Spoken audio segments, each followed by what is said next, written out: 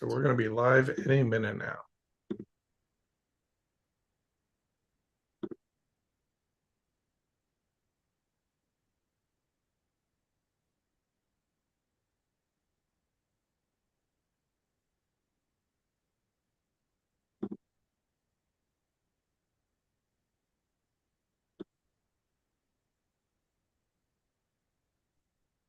Okay, so I'm here with Virko Baley today. He is an old mentor of mine, and I've known him for many decades now. And we are going to be talking to you today about how we learn to listen to music, which is a really interesting topic for me.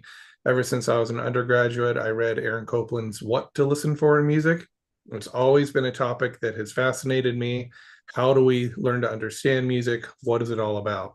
So, Virko, what do you have to say on the topic? This is a very unscripted interview today. Well, I think everybody has that experience of trying to figure out what music is about. It's an elusive subject. It's probably the most abstract of the arts. It has no real physical reality that you can see or touch or look at, but you can hear it. And there is a myth that started circulating after a while, and it was part of the idea that music is an international language. It is, but it's a lot of different languages, just like we have in speaking. And I will talk to you za jakieś czas po ukraiński, then budu znати, що я кажу. So I talked to you a little bit in Ukrainian and basically said, you don't know what I'm talking about. Yeah. But the same thing is with music. It really is not true that it's international in the sense that it doesn't need to be educated. You do need to be educated. Now, you can go and hear, let's say, Korean royal music and appreciate the sound, but you will not understand what's going on, what it means. And composers always make that mistake. Puccini, when he wrote Madama Butterfly, wanted to use a Japanese song. And he picked musically the one he liked, which ended up being the great final aria of Butterfly before she performs Harakiri. And he makes a terrific dramatic song out of it. But the original is really about drinking or something like that. So the sound itself is abstract. The sound itself is neutral in value we give it to it. It's how we connect the various sounds together that make the difference. But it still needs what I call a reference point. And say the German music did certain things that the French music did not, and vice versa. And then when the nationalist music came in, instead of using folk songs, although they all used folk songs, but they would tame the folk song to the style that they were writing. But when the most famous probably what we'd say is, Russian and Polish and Czech and others, like along that line, they would actually use the folk song as a means to express what you wanted to say. And so there are so many various gradations. So my question to myself is, when I try to talk to students or people who just want to find how I can like this. Right.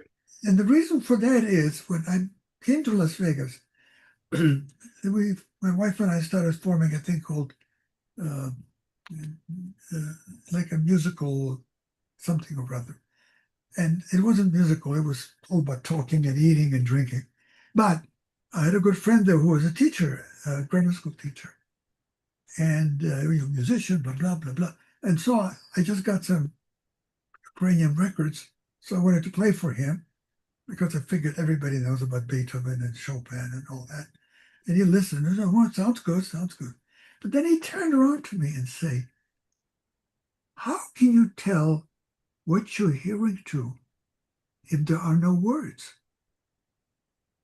That's a fascinating take. Okay.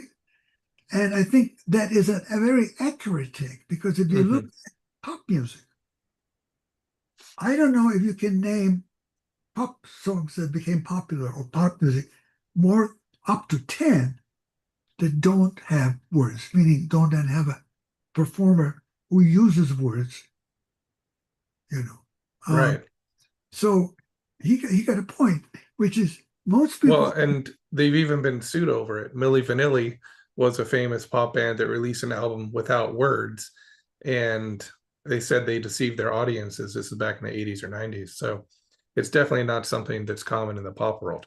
No, and it's not something that is even popular because I Yeah. think most people really need the words to hang on to the material and to begin to appreciate it. Uh, Hmm. I mean, you know, I made a point for myself to listen to a lot of, you know, pop music, particularly, based having a relationship to folk music. And so the usual victims I would listen to. And they're hugely important, very, very important. And they would be also would write their own stuff. And I discovered that the musical value of them wasn't very high, but the word value was very, very high because it Yeah. expressed things that was important for the listener. They felt Right. sad, they broke up in love, their child died, and et cetera, et cetera. And sometimes even happy things, but happy things always involved talking about another person. I don't think there are many Mm. talks about a happy dog. No, not So too many I know of. yeah. So anyway, so that is part of I understood now as it went along. I was raised in a Western musical culture, and I was fed that propaganda. It's international. Everybody's gonna love it. Right. Well, up to a point, they're right. Um, uh, there are many beauties for Western music, tremendous amount of variety, and all of that. And the fact that it tends to, uh, you know, make a lot of people that are their fans, let's say. Hmm. And the truth of the matter is that both in Japan and in China, uh, Western classical music is big, Oh, it's very. huge. Yeah. This is not true in the Western world. It's a very much of a minority thing. There are Hmm. universities that have special departments that deal with certain kind of music, Indonesian music, et cetera, et cetera. And I've had friends that were interested in that, and there were composers who were interested in that and tried to follow that way of thinking. And so it made clear to me that there was something unique about that. So, Hmm. well, how do you learn how to appreciate and love music that you're not familiar with? Well, for most young people in this country, it'll be classical music is not familiar. They recognize it when they hear it, but they Right. don't know what the hell to do with it. They really don't. And occasionally they'll run into a piece that they like, but they can't transfer that That's true. and that's kind of a DNA thing almost. They appreciate that, but only that and nothing else. It sort of reminds me a little bit that animals appreciate music too, by the way. That's not just a human thing. It goes across almost all the species.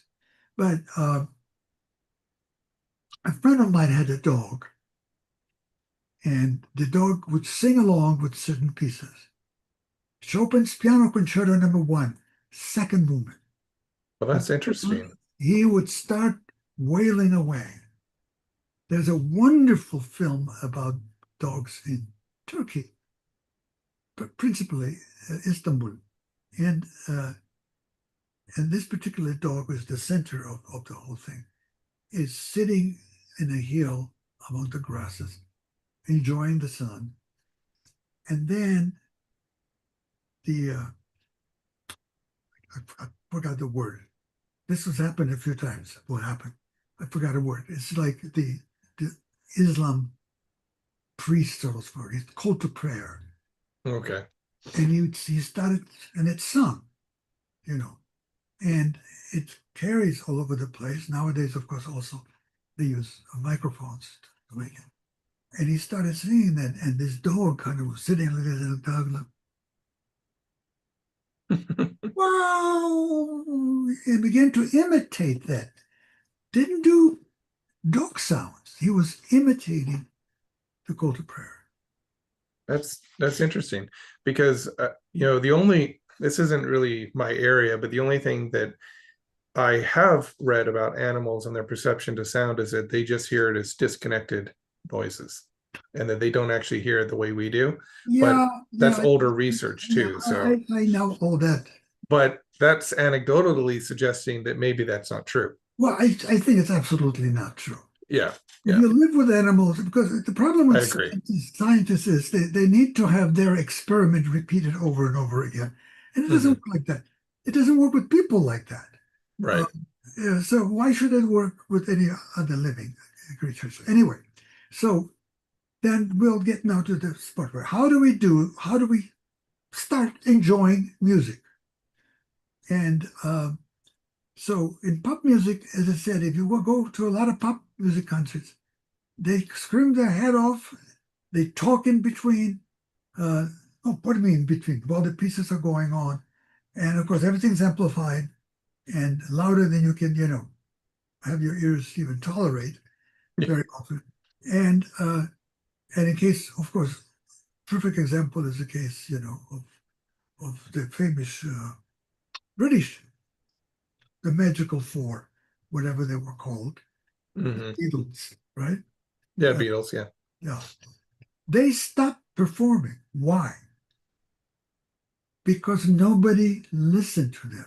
They just screamed their head off. Mm. That's all. And they just went into recording. They stopped after a while touring. They became big enough where the recording was enough. Yeah. Um, and so you have to understand that music is a passion for very many different reasons. Folk music had its very clear-cut things that it did. It was work songs, it was march songs, military songs, it was eating songs, it was evening songs, it was dances Yeah. also, it Hmm. was prayers. Okay, but they all functional for the most part. There wasn't much that was music for music's sake. Right. And again, the words would always be with them, except for dances, of course, and things like that. So, all right, let's get to contemporary times. You come to me, let's say, and you say, I like music, but I don't understand why I like it even. I said, well, Right. all right, first of all, let me tell you this. Can you play the piano? No. What do you play? You play the guitar. How well do you play it? I know 3 chords. Well, that won't do. I would suggest very strongly to you that you take some piano lessons, not to become a pianist, but to be understand how notes are put together. Right. That's very important. And you learn how to read. The other thing is very important. Particularly in Western culture, the reading really is a big help for listening. Yeah. If something is confusing, you can look at the score. Ah, that's what's going on It's here. such an important thing. I mean, you gave me that advice when I was your student. And then when I went to my master's program, Daniel Age asked, "What instrument do you play?" I said, "Euphonium." He said, "Not anymore. You're playing piano now." It's just such a great tool to have at your disposal. Yeah, So that's great yeah, advice. yeah. I think it's very important. And that doesn't mean you become a wonderful pianist or not, Of course. but you have to become a reader of music. You have to be able to read things in what I would call in a vertical manner. There's many notes, and you can sit down and play a chord. And then you can analyze the chord, and gradually you develop more and more knowledge about that chords and so on. And then you begin to hear it as well. So you can say, oh, I see, it's modulating here. Or Hmm. this is a major chord, this is a minor chord, blah, blah, blah, blah. You know what? I mean, it's like words. I mean, how many people can really understand Shakespeare without also having it on their lap, following, reading it? Not that Right. many. First of all, the language is a bit obscure Hmm. because there are lots of words that we no longer use or don't use that way. You know, for instance, I mean, when Hamlet tells Ophelia, "Get thee to a nunnery," Yeah. Right. we think naturally that it is you got to go and do that. But nunnery had also another meaning, which was bordello. Yeah. So there are things that we can miss unless we have this kind of implication, this kind Hmm. of thing. Um, how do we mix things together? For instance, Macbeth, in which there are witches, um, and so on and so on. I think, but that's nothing unusual. For instance, in a kabuki theater, or particularly in Japanese, but also in Chinese. And there's a lot of where the ghosts play a very important part in the Right. life. That's true, by the way, in the peasant cultures. The ghosts are a reality. So what we need to do is become more expressive with the knowledge. Don't see knowledge as something bad, which very often among the young is considered not important. It's a feeling that matters. Yeah. Right. But feeling is great, but feeling usually unsubstantiated by a certain degree of knowledge is to find out why am I feeling what I'm feeling. Um, doesn't go anywhere. Doesn't allow you to develop, even in a style you like. I mean, Yeah. Tristano was a jazz pianist, loved to play Bach. That was standard for him. And his contrapuntal music is the result of that he knew Bach. Uh, Many don't even know that Right. that's what he did. Um, and this is true of many of the really great pianists in jazz. They were quite familiar with that. And you could always tell when somebody knew nothing about that. When I would go to clubs, which I did when I was younger, where there was jazz, and I would hear somebody play, I say, okay, they really don't know. They're just banging things out. Yeah. They're into it, of course. And Hmm. if they have talent, they'll come up with some great things. Right. So I forgot there's maybe Jerome Kern, I don't know, was the composer, but Jerome Kern was supposedly limited skill in modulating, very limited skill in modulating. Oh, right. Yeah. So Right. he had a piano where it could go up half a step and down a step. And Yeah. I used to want that piano. yeah, yeah. So that again, your knowledge in a certain ways can be limited, but you can still use that limitation in a very good way, in a productive way. Um, so, but skill is not only important for the player, it's important for the listener. I agree. Yeah. And then when the listener and the player join together, then you will find out that the player wants to say, hey, I want to write something too. I Right. have these things going in my head and I want to write. And of course, what they write is imitation of what they know. Hmm. I mean, we are what we eat, right? So it'll come on like little Chopin pieces if they like that. Or if they like Schoenberg, it'll come out with like little Schoenberg pieces. You're Yeah. not limited by what it will come out, but you need that background to both appreciate what you're hearing, because then you can hear the history of the piece. You can hear, oh, doing something that goes back to the 17th century. And this is now late, you know, 18th, 19th, no, 19th say.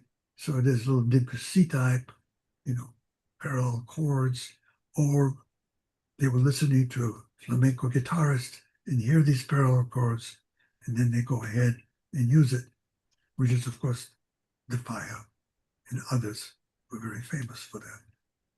Also, probably Yeah. the most popular Spanish piece is Carmen, written by a Frenchman. And Yeah. he uses there the famous Unexpected. aria from that is actually a very famous popular song. Dee ba bum ba bum bum bum bim bum bum ba ba bum bum bum. That was a popular song at the time.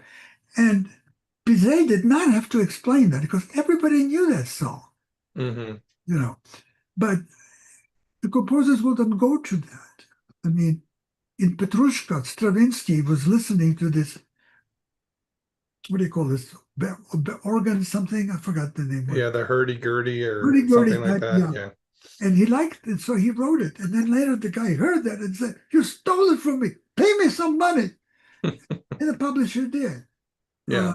but you see, the complexity of this is something that the listener must admit. If they don't, they can't proceed any further than they are. Than the initial sensual acceptance.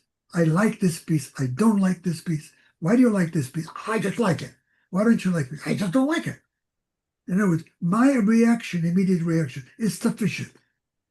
And I Yeah. said, no, it isn't, because you can't grow with that. You know, Oh, see, I was just about to ask you, so why would they want to invest time to learn to hear music, if they to love music, understand the history? yeah, But if they you love just said music, it. yeah, if they love music and they want to get on with it, they have to do that. Hmm. This was true, by the way. This is what Kodayi in Hungary made music learning an obligatory subject for everybody, Right. no matter what you wanted to be, a historian, an architect, a doctor, a gynecologist, whatever. Doesn't make any difference. You still have to learn music. Hmm. There is that tradition. There is that tradition in Germany still, although it's not as good as it used to be. Now, granted, it had to deal with the middle class, upper class. Not too many in the lower classes got involved with it, but they did. But not the number wasn't there. Right. And so, we have to sort of remember that when Thomas Mann, the great German writer, got his Nobel Prize, got a Nobel Prize, and everybody jumped up. We got to bring him. So Americans brought him here. So he went to the home of the famous writers at that time. And of course, he was like me. I always go to the house. I first say, "Where are the books?" So he went to the books. Okay. And then he brought back to a friend of his.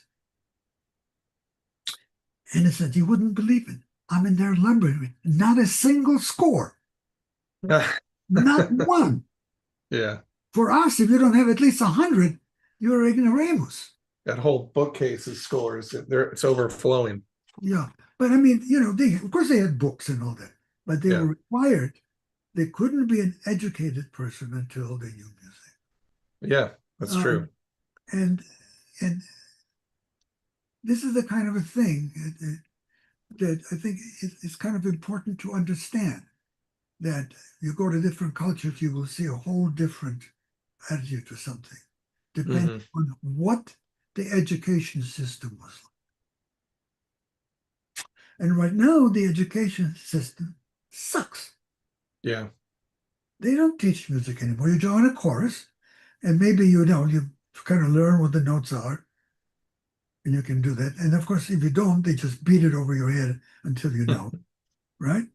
Right. Same thing goes in the band playing. Most of the band players don't play music. They just learn 3 or 4 pieces to be what? In the competition.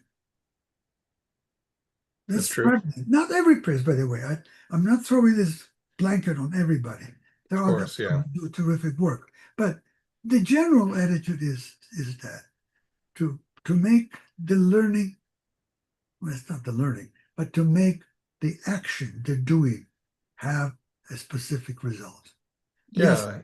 they were In the in. band world in general, we just learn to play the music in front of us. Yeah, We don't go into anything about the music. It's just do you have the technique to play this and to play it accurately Yeah. from Yeah. a technical standpoint? Yeah. So I mean, this is my point. So I think anybody who is interested in that will be interested then in writing. Now, it's also true that somebody who discovers music, like a revelation, Hmm. well, sometimes they want to write music right away. And so they start learning and they learn, very simple things. And then they write simple combination and different combination of those notes for their own pleasure. Yes, that does happen. But still, you have to learn about notes. You have to Yeah. know the possible order of them and how you can bang out the chords. And yeah, you can slap around and do that. But if you don't kind of know, it's like it's not like using words in a sense correctly. Yeah. Tuesday hunger when I do enter, if I just say that, yeah, I got words, so what? And also a lot of modernists explore with that idea of not connecting words precisely, but Hmm. but putting a hole between them, like an abyss. Yeah. And but even there, when they want to do that, they really have to know exactly what they're doing to make it work. I mean, James Joyce was one of the early ones who did that. And we have to kind of understand that there's always that need for order, need for logic, and need for beginning. There is a poem by T.S. Eliot, uh, and what he says is, my end is my beginning, and my beginning is my end. It's not exactly right, but it's uh, Hmm. it's you can find that. What he's simply saying is we all are the product of what we eat. What we eat determines the future. If you know your future, you know what you've eaten. Right. Okay? Yeah. Agree with So that. so I would say that is, the thing I would like to be known to people so that you can really get into music. And if your school doesn't offer you, and usually most schools will have people who will take private lessons, go. If you're interested in music, if you want to add more about it, go and find out all about it. Don't say, I just want to write a, pop song or something like that. Yeah, you will, and you can. But I think it's important that you get to know. Yeah. That I could be, think, yeah, absolutely.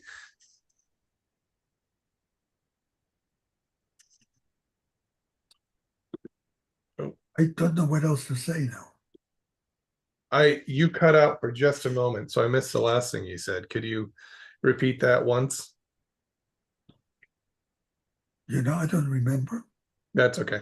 So, I mean, this whole idea, because I come across it a lot. A lot of times, my students will come to me and they say, "Okay, I don't want an explanation for why this is the way it is, or the history behind it. They just want to know the how." And then, I mean, I just recently had a student who said, "I finally understand why I need to take a more kind of progressive and step-by-step approach to learning, because we're trying to talk about sonata form, and this student doesn't fully understand the concept of phrases, right? And so they end up having to take a step back, and they just keep trying to fill in these gaps, because they never really learned music kind of in the way that you're explaining it. So, I mean, what kind of advice would you give to a composer who's just starting out? Let's say they didn't have an instructor and they want to try and learn on their own at first. Would they study theory? Would they study counterpoint? Would they just start writing music? Like, what would be your advice to somebody who's just Well, trying to sample it and get if they've into it a little already bit? okay, if they've already done what I've said, that they've learned the piano, they Hmm. know how to read music already, they can do all of that. Then the best way that they can find out is by studying the music, by analyzing the music that they like. Start with relatively simple things. Don't start with Wagner, but start with some Bach things. Bach for quite a lot of pieces which are educational. Um, he did it for a lot, but particularly for his second wife, because he wanted her to know music and to be able to help in copying and so on and so on. So he wrote this whole series of various pieces that work for early learning. You analyze it. And one way you can analyze is by what I call rewriting it, which means copying it. And you could say, well, why? This is music is not the only discipline that does that. Paintings is famous for that. Now, Yeah. people right now don't want to bother with that, don't want to go to a museum, so they just paint whatever they want, and they say, well, that's what I feel. And, I say, well, I don't feel that. I feel nothing, frankly. And then you have that also in writing, where writers copy. There's a statement by Joan Didion, who was a great essayist and a good writer, good fiction writer, and did a lot of film writing too. Where she wanted to learn how to be a certain way, and she fell in love with one of Hemingway's short stories. And she couldn't understand how it was written. So she copied it over by hand and said, why is the article there here? Why is this here? Why is choosing this word here or not over here? And by doing that, she formed her own style, which is not like Hemingway, but was nurtured by Hemingway. Mm-hmm. And I think this is a fact that also, happens in all the other disciplines. You learn how to do things by imitating. Again, we are what we eat. And eating your betters is the way you do that. Yeah. I don't think it's complicated in my mind. I think it's very simple. If you want to make a film, in a way, you pick up camera and start filming. But then by that time, you must have seen at least a couple hundred films. And if you're smart, you study some that you really, really like. And over and over again, and tear them apart, re-edit them, do all of that, which was at some point not expensive at all to do. Yeah. You had to deal with actual film. And now, of course, you can do it with the digital world. So that's what you do, because you discover how it's done by somebody you really like. And then you find out why you like it, which Right. will be a revelation for you. Yeah. It will add to that other aspect, personal aspect, of liking somebody because they move you emotionally. And now you will find out that moving you emotionally is in part the job of a well-constructed piece, a well-constructed painting, etc., etc. This is how you do it. So you seem to approach the learning composition by actually going out, analyzing scores, finding what you like, to kind of simplify this and to sort of emulate it, like take it apart, figure out how it's created and why it is a certain way. But do you think there's any place for learning something that's maybe a little more pedantic and a little more extracted from the music, like learning counterpoint or learning music theory? Does that I have a do role? agree. Yeah, I agree with that, because sometimes when you start analyzing particularly counterpoint, it can get exhausting. Yeah. To figure out what actually is going on, and particularly the modulatory schemes in counterpoint, in fugue and all that. How do you do it? What's going on with the voices, in fifth? What's the meaning of that? Mm-hmm. And how do they find out what the harmony is. So you have to learn about figured bass. Mhm. Okay, there are many things that a teacher could come in and be helpful in. I'm just simply saying the work is done by the student, not by you. Yeah. You are like a policeman. You say, oh, don't go there yet. Go this way instead. Trust me, I know. Right. Trust me, find somebody you do. But I think all of it is important. It's a question of, for performers, it's important to do that. Find out, where is the essence? Where is the system? Where is the climax? Rachmaninoff used to say in every piece, meaning every movement, there's one big climax. That's it. No more. There's only one Mount Everest. You can't have 5 or 6 of them. Yeah. You know, now Mahler tried to prove him wrong sometimes, but it's Yeah. it's a question of what you choose, and particularly if you are in the beginning stages, certain very simple rules help a lot. Right. And then with them you can invent other things. I mean, WC was supposedly in his harmony class, and he was breaking rules like right and left, and already. And the teacher said, "What are you? That's the way I want. That's the way I hear it." And he says, "Okay, it's okay if you're a genius. Yeah. If Yeah. you're not, WC, yeah, he's interesting because I read somewhere something that he wrote where he said that he does not believe his music is analyzable. Like he doesn't use any music theory. Of course, we can now look at his music and analyze it, but you know, at the well, time, okay. Remember, he had the theory. He already knew the theory. right, He wasn't blind to the theory. You don't go to the French conservatory school and not learn the theory. Sorry, that's true, simply true, oxymoron. That doesn't work. So he knew that, but then he began to fool around with it, and he basically improvised at the piano very often and found the hmm efficiency. Like he went to hear guitarists, flamenco guitarists play. I mean, he heard a lot of things.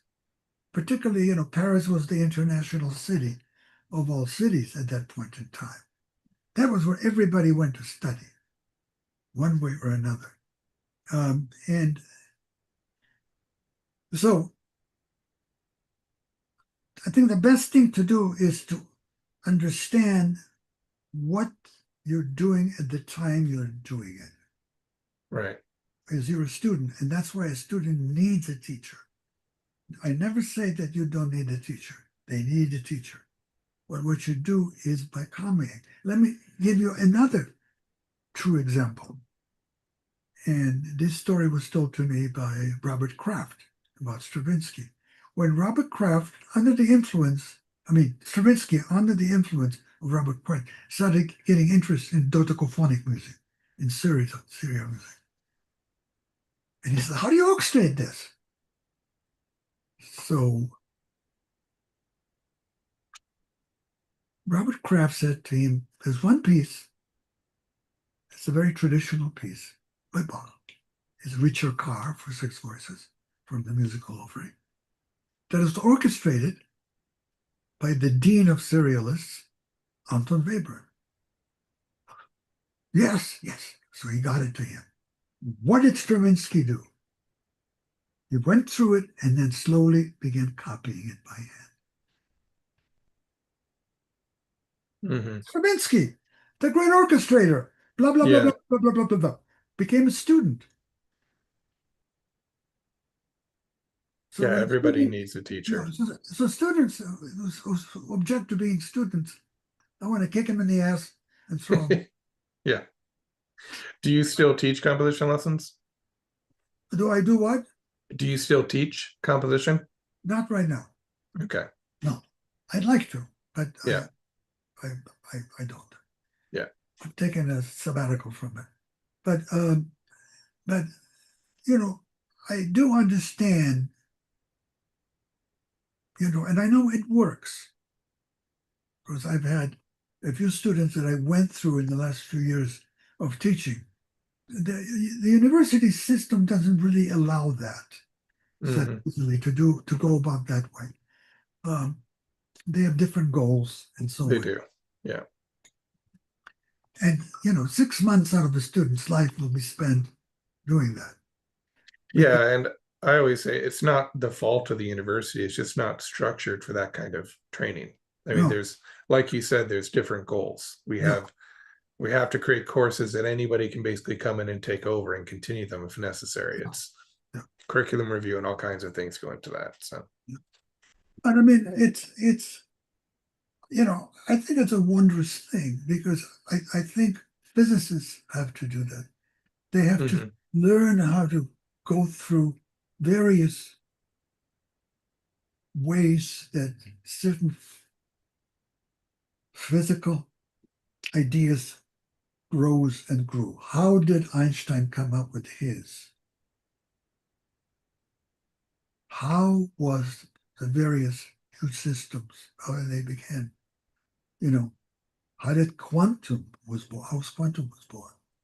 Mhm. How was it mathematically proven to be valid? Because in physical training, in the end, you must produce a mathematical formula for Yeah. it. And it started with their imagination of an idea and the Yeah, conceptualization, not a computer system. no, They use their own brains, yeah, and I which we think can still do. We still have the ability to do it. yeah, and I think we probably will if Hmm. we're smart, but we probably aren't smart enough to appreciate that. We get Yeah. everybody's excited about now by the artificial intelligence and blah blah blah blah. Now, Yeah. again, I have nothing against it. Let me explain. People will start screaming when the typewriter came out. Oh, handwriting! What's going to happen to that skill? Ah, we still do it. And then computer came out. Same thing. We can still do it. What we do is we. I remember in film because I was much at one point extremely interested in sort of going into it, um, and television came in. Now, television definitely made some inroads into commercial movies. Hmm. Not totally, but it made inroads. So, what was the film's decision? Show them something they cannot see on the TV. CinemaScope, Yeah. Right. color CinemaScope. Yeah. Okay. Um, I think, and then you sort of absorb that new knowledge and make it part of you. Hmm. Um, you had music concrete, which became possible when the the discovery that the Germans produced, which was a tape recorder, um, was something you could do with music concrete. You could cut it up, put it together, and you had sort of the first quote unquote electronic pieces. Right. Yeah. Um, you know, all of these things are natural by themselves. They follow the rules of development. Also invisible very often to us. We don't really see them, but they're useful to see. Yeah. So I think we should do this many more times. It was a great discussion with you today, and I think we learned a lot, and we'll continue this conversation in future sessions. Is there anything you'd like to say before we kind of wrap it up for today? If you had to give a piece of advice to a young composer, what's the first step they should take? I know you've said it a few times, but let's remind people. Well, I would say that the more knowledge you have, the better off you're going to be. Yeah. Um, and that theory that sometimes knowledge can stifle the imagination, I'm not so sure that's true. I think in some composers or some writer, the imagination runs out Yeah. at a certain point. It just simply isn't there anymore. And with other composers, it's there through their lifetime. And uh, with some, it isn't. They Hmm. still produce, but they don't produce anything that is as worthwhile as in their younger years. Or the That's other what way Schoenberg around. was worried about. Well, I know, but I mean, it's I don't see any sense in worrying about it. Yeah. Well, yeah. There's nothing you can do about it. When Hmm. you reach that stage and you realize that you can't get any ideas that you like anymore, then you can do two things. You keeping on um, trying to do that and figure out a way to in a way fake your orgasm, so to speak, and or you can just stop. Yeah. Well, after my master's program, I basically had decided I'd learn how to write the music I wanted to write, and I wasn't happy with it anymore. And so I just went deep into studying music theory, counterpoint, ear training, and just worked on these fundamental skills. And then once I got a new kind of subset of knowledge, all of a sudden, I was interested in writing again. So sometimes knowledge is the best way to keep that creativity going, I think. Yeah, but you got to be careful with that too, because, for instance, the idea of what we would now call free atonality, which Hmm. is in Schoenberg's Pure in in Stravinsky's Rite of Springs and going on there, et cetera, et cetera. Um, and then when composers started trying to discipline the dissonances, give them a system, Right. then you had this 12th tone. Now, there were different kinds. Schoenberg wasn't by any means even the first, but he came up really with the one that was the least limiting one, potentially almost free. And if you look at some of the Berg's pieces, particularly his violin concerto, it really, it uses folk song and it uses, real harmony, etc., Hmm. etc., and yet is serial at the same time. And it sort of reminds me of that wonderful story, which I don't know if it's true or not, but it should be. Sibelius, who throughout his life insisted upon being tonal, he had no time for tonality or anything like that. But somebody would, try to get a rise out of him and Right. say, they asked him, well, which piece of Schoenberg do you like the best? And he sort of sat there, Alpenberg. Yeah. That's my answer too, actually. And in a way, it makes sense because Berg was, I think Berg had an influence on late Schoenberg as well. Yeah.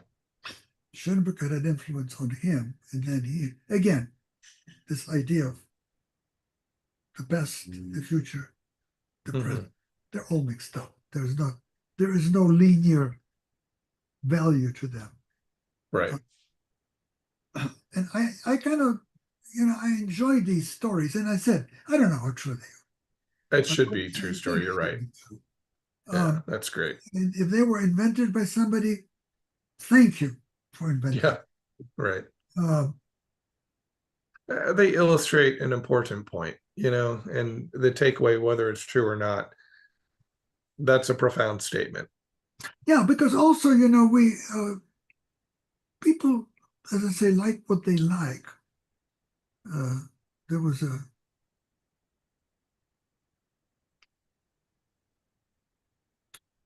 in the 70s, I think it was early 70s, when I started the composition program here.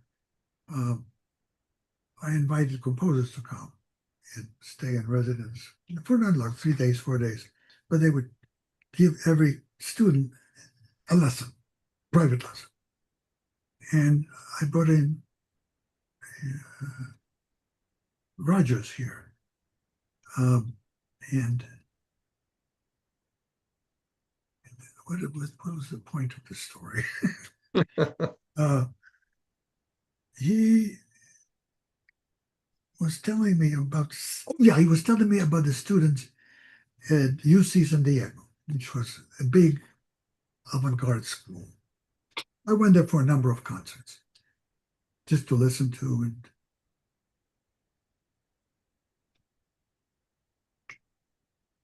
is that if you come to our students and start talking about what you wanted to achieve, which of course, using language, you have to use kind of metaphors and all that, they would shut you down. They weren't interested at all in that. They were interested in how you did it. Right. So Yeah, the how was the important thing. And they divorced it from other things. exactly. Yeah, And I always felt that was wrong. I do to this day. I think that that's an error. That doesn't mean that you have to tell somebody else, what it's tied to. What is the context of it? hmm, Why do you have this tonal section in here? You know, um, but I think it has to be in that place, and somehow the listener has to find out why. I And agree with that. Yeah, find out why you had to have some context for it as well. So if you don't, then it's dry and it often means nothing. It's a little bit like that line from, I think again from Macbeth. I think it's Macbeth, signifying nothing. hmm, Um, I think that sort of understanding you must have. Whether you share it with other people, listeners, up to you. It's not important. yeah, I agree with that. But the But you titles should know the often, context. yeah, so often in Debussy and Ravel, the context is the title. Yeah, In Gulf Cathedral, you know, um, just one piece that I can tell you right now. So there's always the title can be that, and if the title has nothing to do with it, it's just a joke. Then there must be some joke in music. It sort of reminds me of a of a recent reaction to the adventures of our president Trump, where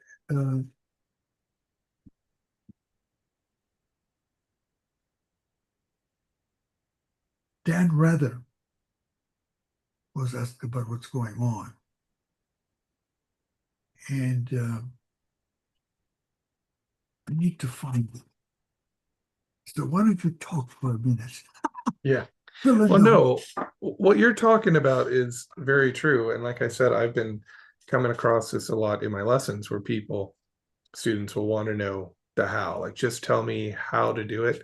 I don't care where it comes from, historical context, any other information. And, I don't overload them with information, but I think if you're going to understand a technique, you should at least understand where it came from well, and yeah, and how it what was used. and it always does mean something. Yeah. It has some origin of meaning, and then of course you can throw that origin out. Um, but uh, yeah, but nevertheless, you have to be aware of it. Right. If if if I am using, let's say, the lamento motif, um, knowingly or unknowingly, and then I make certain discoveries in the process of that. Of course, that Bach uses it in the Goldberg variations, is the lamento motif, but in major. So Hmm. the third and fourth note are whole step rather than half step. Okay, now if you know that, that gives you an understanding that otherwise it wouldn't have. And what is the lamento motif? Well, I mean, it's a lamentation. And what is lamentation? It's tears for what is gone, for what you don't have anymore. Hmm. It's a person dying that you're very close to. It's a country being destroyed. Sometimes it's on a more local level. It's the LA big fires that destroyed whole communities, etc. And lament is a way to express that. Right. And it's poetry and all that. Music has that too. And then you find that out, that is, and then you say, well, but the lamento is all kinds of things hidden. Beethoven's Symphony, da da da dum, G, E flat, da da dum, F, D natural, lamento motif, G, F, E flat, D. Yeah. It's all over the piece Hmm. in different forms. Now, most people didn't understand that, even very strong, musically strong people didn't get it because those were, there was a phrase sequenced. That's all it was. But Right. why these notes? So you can say, well, C minor would do that, wouldn't it? Yeah, going down from the dominant, G, C, C, F, E flat. You got it. Absolutely. But why did you choose that? Um, and you don't have to find the answer exactly, but you must come up with an answer for Yeah. your sake. Hmm. You have to come up with some kind of an answer that satisfies you. That answer can change over the decades as you live. And when you get to be my age, you might find out a totally different answer to it. And that's the beauty of art. That's the beauty of that. That's the beauty of knowing a person. They change over a period of time. Yeah. And you have to allow yourself that. But to allow yourself that, you have to be willing to suffer for that. In other words, learning is not a simple thing. That is a great way to kind of close this off. That's a really profound statement. And I think it's very true. So we'll continue this in the future. We'll have more sessions like this. And for those of you that have any questions, you can leave comments on this video. We're going to leave some links in the description so you can find out more about Virko Baley and some of the things that he's working on. And we'll continue to provide you with more information as the weeks transpire. I will say goodbye to you by slightly changing famous lines by a newscaster that I absolutely loved and watched in my youth.